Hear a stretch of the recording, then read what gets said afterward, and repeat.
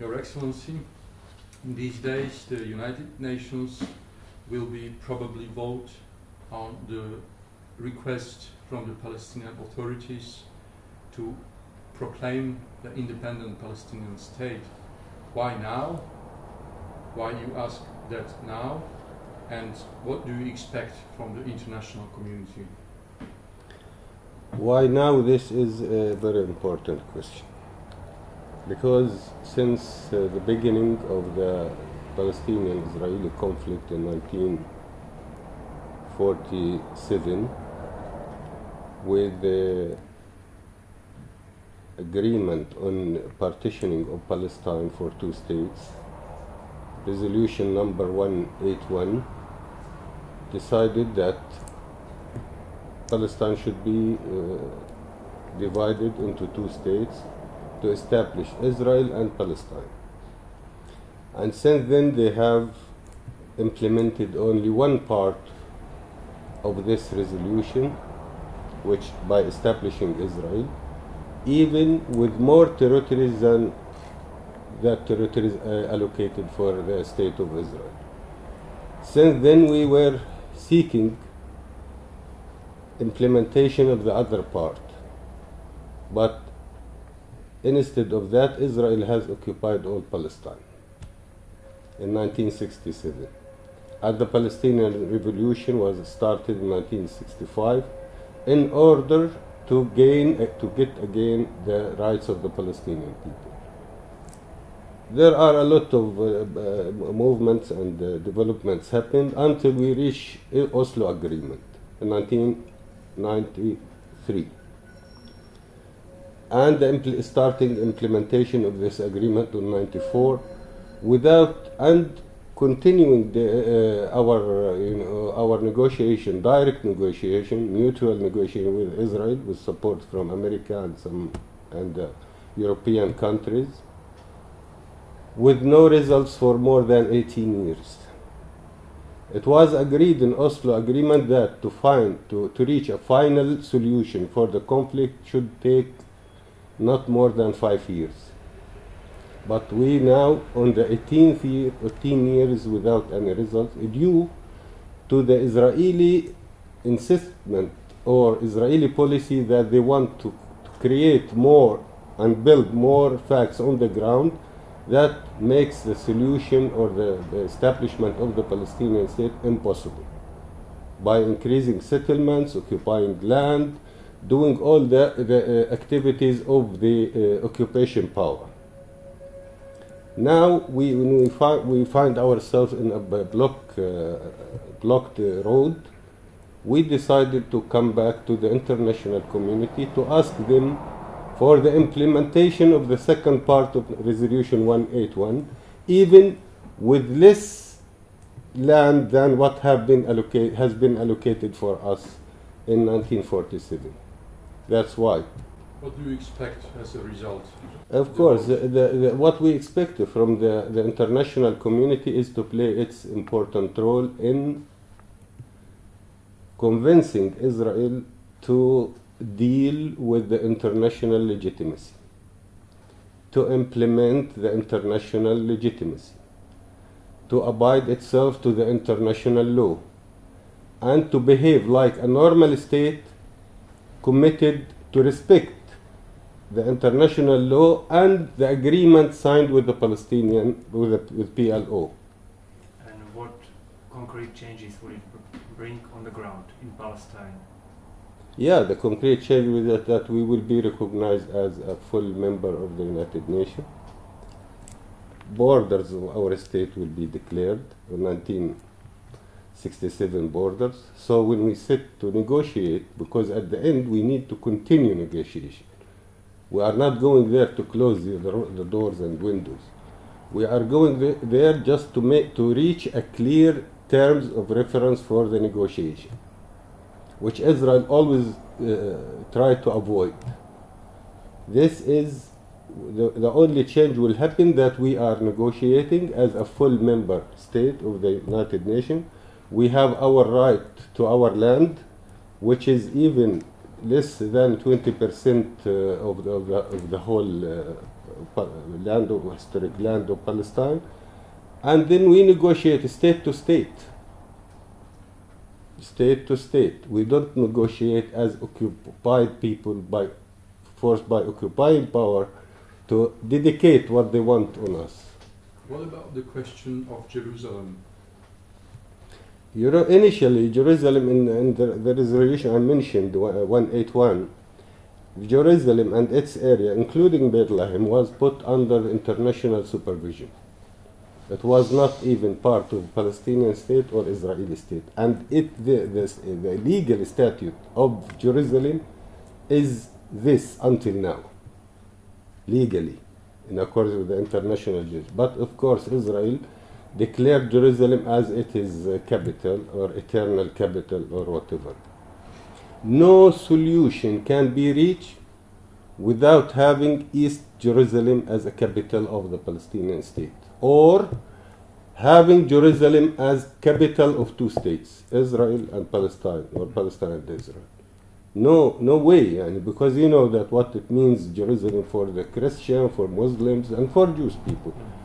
It is very important place, and that's why it was good thinking to put it under international supervision in order to reach an agreement on it in the field. So this will be also part of the negotiation. We have Jerusalem problem.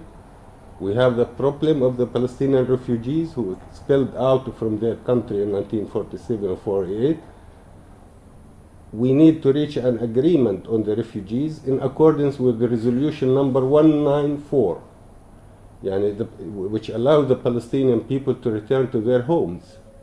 But in this case, we need to reach a mutual agreement on this issue, because we also consider the geographic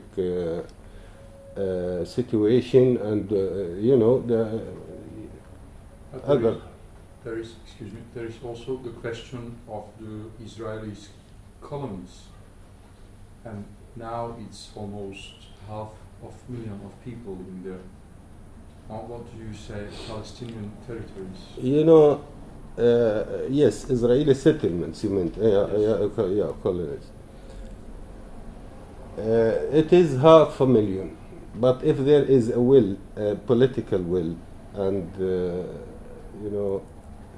political intention to finish the conflict, this all should be removed, because this is initially illegal in accordance with Geneva Conventions and other conventions. It is illegal to transfer people from who belong to the occupying power to the land occupied.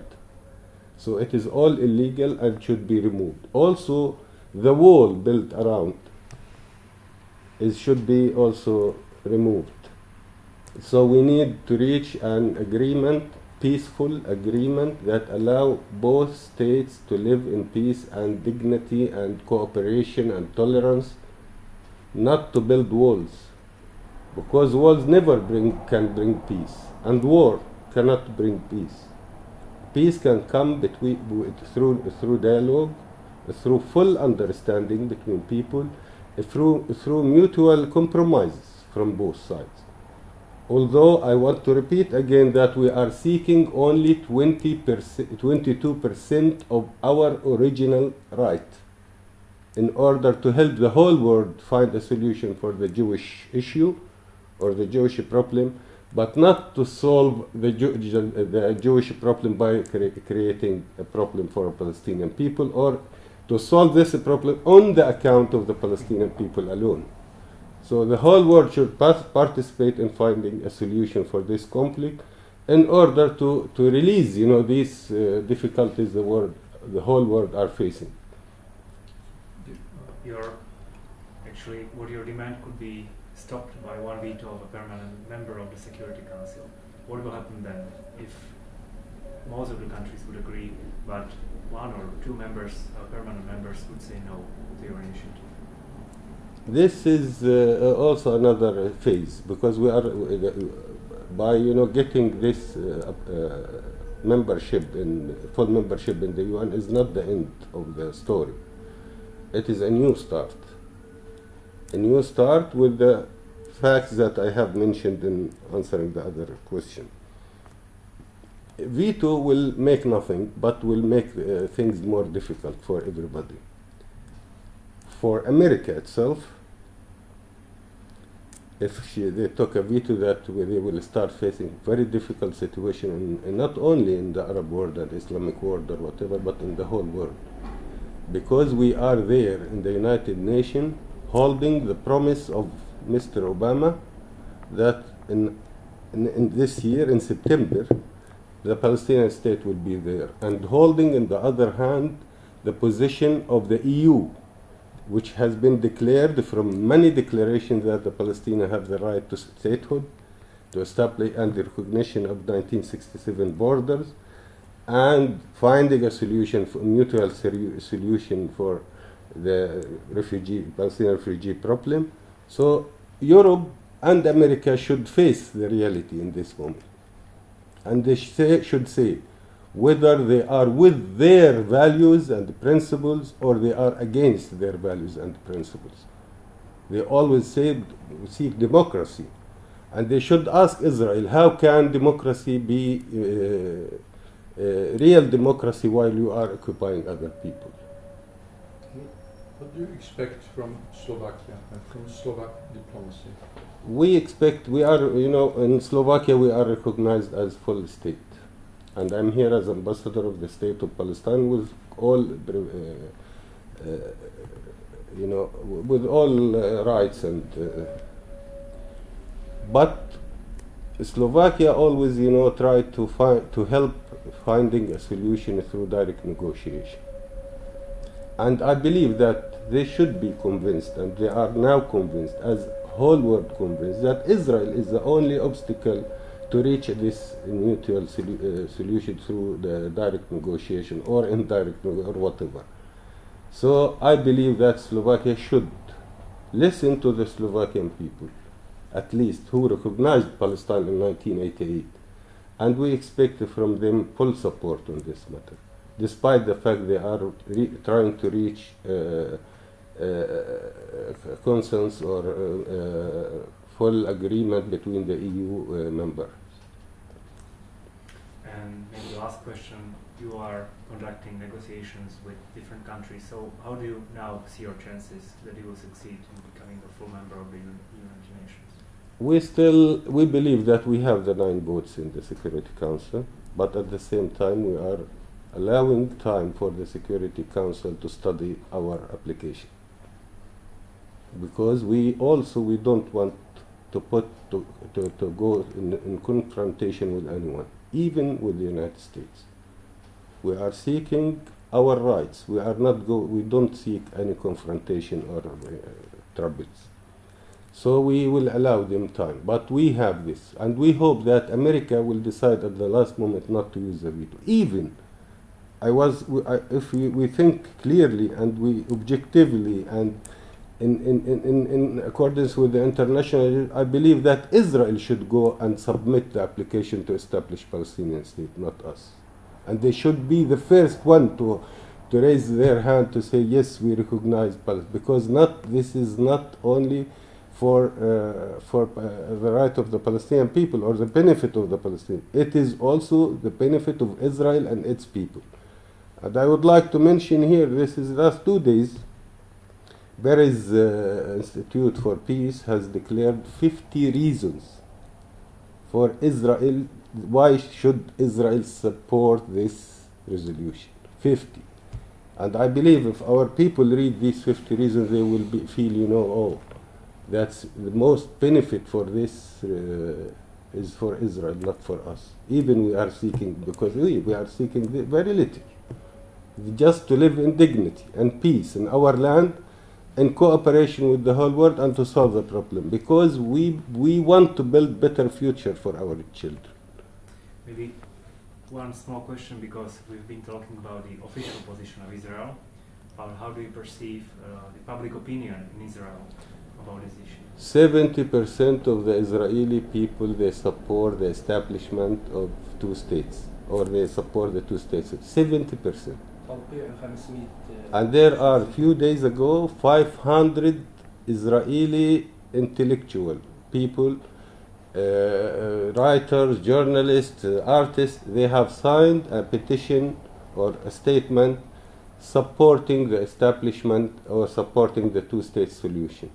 So I believe that the whole world should understand, especially United States should understand that its benefit, its interest, the interest of the United States and Israel and EU and the whole world is to immediately recognize Palestine as full member of the United Nations and open the door for mutual serious negotiation. With a timetable, declared timetable. We don't want to negotiate for negotiation forever. We need to reach a solution, and we need to start openly our cooperation with all states in the region, including Israel. And as I always say, Palestine will be the depth of Israel, and Israel will be the depth of Palestine, because this is one land, one country, and it has happened that we have to establish two states on it. And the history will always correct itself. History cannot leave people decide on his behalf. At the end, history will correct itself and saying this is what should be happened, should be done in accordance with the principles and values of the humanity. Your Excellency, thank you very much. Thank you.